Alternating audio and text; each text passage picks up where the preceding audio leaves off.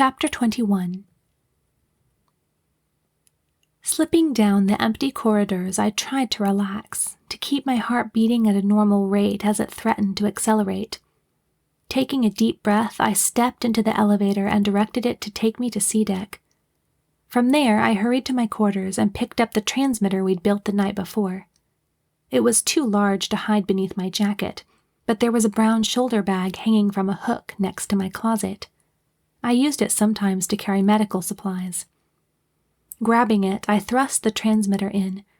It kept the bag from closing all the way, but the flap went far enough to hide it and not attract attention. That would have to do. I hurried to the mess hall, hoping that I could finish the task before it opened. Because of my frequent service there, I had complete access to it, so I should have no problem getting to the generator. What I would have a problem with, I realized, was actually running the generator. There was no way I could generate the necessary power.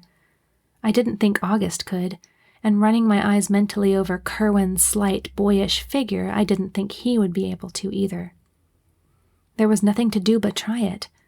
I could think of something else later if that didn't work. The mess hall was empty and almost completely dark when I entered. I didn't dare activate the lights for fear of attracting attention, so I wove my way carefully through the mass of tables and chairs. Oomph! I struggled to repress a cry as the back of a chair unexpectedly plunged into the pit of my stomach. I rubbed it, squinting, and gave the seat a wide berth. I knew the way well enough that I was able to make it to the bar without any more mishaps, and I slipped behind it, keeping one hand on the transmitter. I felt over the wall beside the galley door until my fingers found the keypad. Then I visualized where the numbers were in my mind and entered the access code. After letting off a beep that made me cringe by its contrast to the silence, it blinked green and the door slid open. It was dark in there, too, though not as black as the mess hall. Green and blue lights from the temperature regulators and ovens gave the room a spooky and unnerving aspect, but I strode in, letting the door slide shut behind me. With the help of the faint lights, it was easy to find my way across the room to the pantry door. My footsteps echoed off the metal floor, but I kept reassuring myself that there was no one near enough to hear them. When I reached the pantry, I entered the access code with confidence. The door opened. I took one step into the pitch-black pantry, and a hand gripped my shoulder. With a shriek, I fought against it, pulling away into the shelves ahead of me. "Andi!" a voice hissed at my ear. "Is that you?" I stopped fighting as I recognized the voice. It was Eduardo, the young galley assistant. Turning, I looked where I thought his eyes must be. "Yes, it's me." I kept my voice in a whisper as he had. "What are you doing here?" "I'm supposed to open snack bar in a few minutes for the night crew," he said quietly but not in a whisper. Letting go of my shoulder, he reached back and turned on a light. I blinked in the unexpected brightness and squinted up at his strong, dark face. "What are you doing here?" I hesitated. Could I trust him? I had met him occasionally while helping out, and he'd always been nice to me, but then so had Mr. Jarvis, and he was helping the mutineers. "I'm on the captain's side," he reassured, as if answering my unspoken question. Still, I hesitated. Then, eyeing his muscular arms and strong, broad-shouldered form, I decided to take a chance. He could help me. I pulled the transmitter from the bag and held it up. "I need to contact my cousin, Eagle Crash." His brown eyes widened. "So, you need to use the generator?" I nodded. "Can you get it going?" For an instant, he just looked at me, and I felt fear rise in my stomach. Would he betray me? Finally, he started towards the back of the room where the generator chamber was. "We need to hurry." I ran after him and watched as he opened the door and slipped in.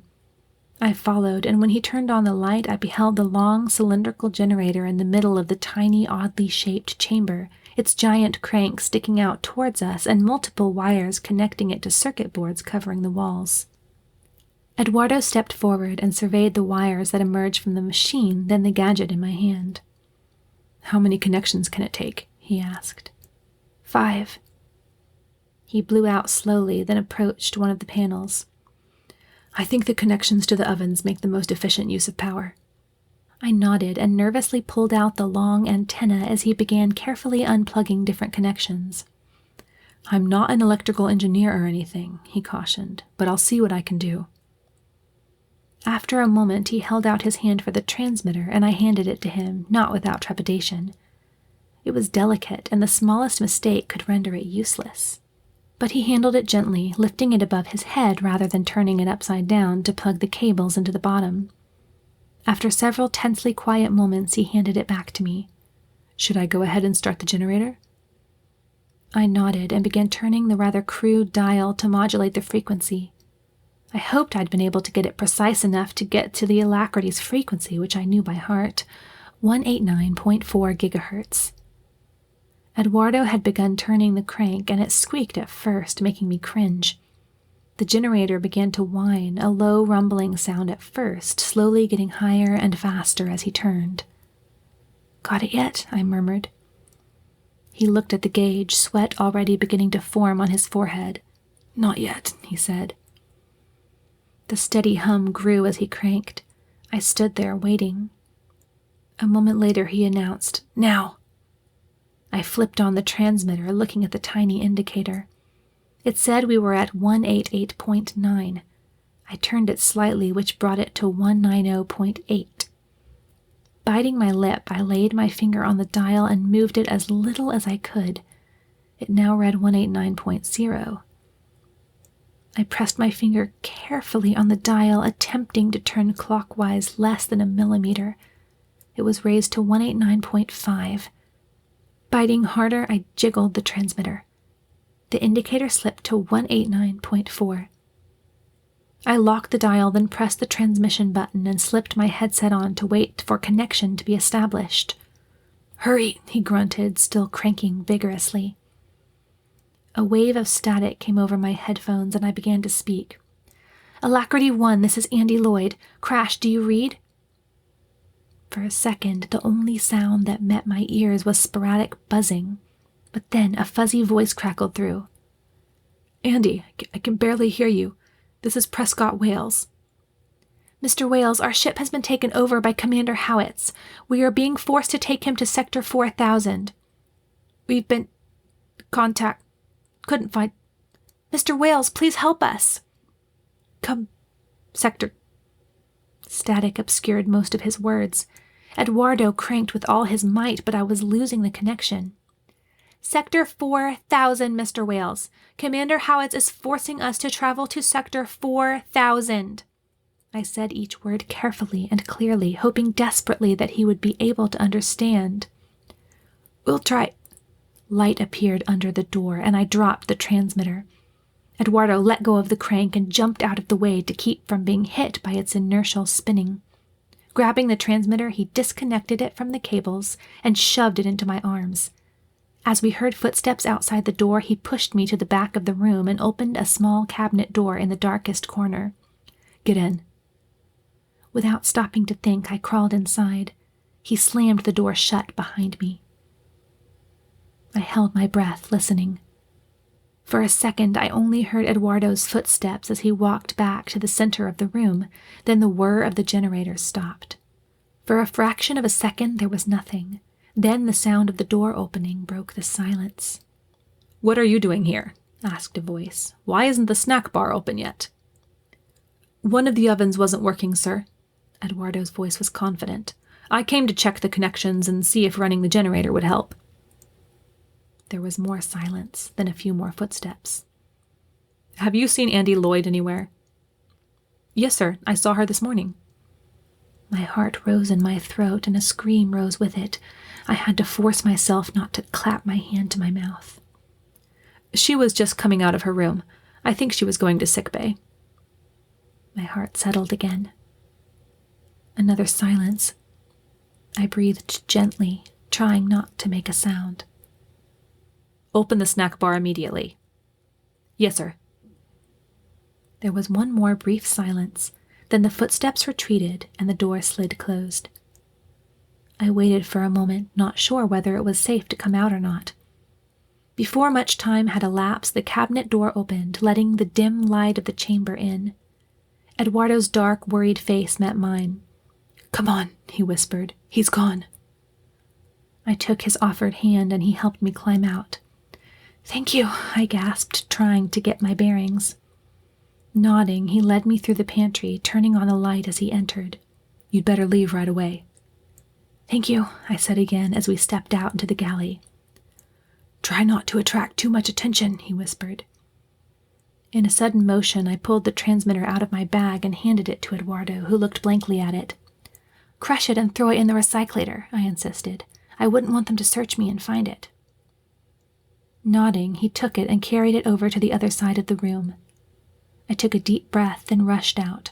I'd have to find someone to help me get the doctor out of his detention, and then someone to get hold of the deadly machine. How? A solitary man sat at the counter as I stepped into the snack bar, and for an instant my heart jumped in fear. Was it the man who had come looking for me? He would know Eduardo had lied. Then I breathed a sigh of relief. It was Gilders. You're up so early," I stammered. "It is past 5, he said stoically, leaning his folded hands on the counter. "I go on duty in a little over an hour. How are you doing?" I shook my head. "May I sit here?" I patted the stool next to him. "Certainly."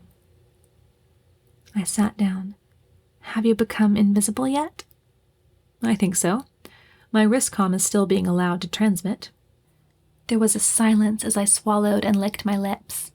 Then, "I need your help." He looked at me. "Oh?" "Yes."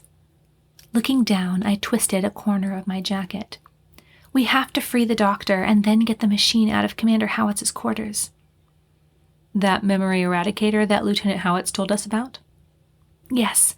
I'm going to convince August to work it, but first I have to get the doctor out and get the machine." I lowered my voice. "I already contacted the Alacrity 1. He was silent for a moment, then he shifted on the stool. "Do you know where Gerard is?"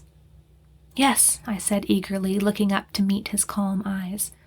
"I saw him early this morning. He's in Ensign Shellhammer's quarters, guarded by 2 men. I choked a little. "He's so broken down. He's losing everything." Again, he didn't speak for a moment, but he furrowed his bushy white eyebrows far more than usual so that I could see he was deep in thought. "Do you know how to work the security systems?" he asked at last. I shook my head. Another moment of thinking, then he flattened his hands on the counter and looked at me. "Ralston would know, and I'd trust him. If you and he can manage to get to the central security chamber, then I have an idea. But once you did that, you'd have to get Gerard out quickly before Commander Howitz realized what had happened. How many hours left?" "Just about 5. I bit my lip, my heart beginning to speed up again. He nodded. "All right. Are you willing to take risks?" I didn't hesitate for a second. "Yes." "All right. I'll send Ralston here, and then here's what you'll have to do.